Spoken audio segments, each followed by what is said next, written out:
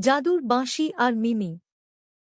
মিমি ছিল একটি ছোট গ্রামের সাহসী ও দয়ালু মেয়ে, যে প্রকৃতি ও বনজঙ্গলকে খুব ভালোবাসত। একদিন বনের পথে হাঁটার সময় সে একটি সোনালী রঙের আলো দেখতে পেল এবং সেখানে একটি জাদুর বাঁশি খুঁজে পায়। বাঁশিটি বাজাতেই এক রহস্যময় নীল পাখি আসে। নীল পাখিটি বলে, ধন্যবাদ মিমি, তুমি জাদুর বাঁশিটিকে আবার জাগিয়ে তুলেছ।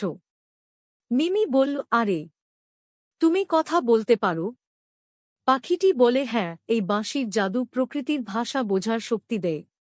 নীল পাখির কাছ থেকে মিমি জানতে পারে যে বনের ঝর্ণা শুকিয়ে যাওয়ার কারণে সব প্রাণীরা বিপদে পড়েছে।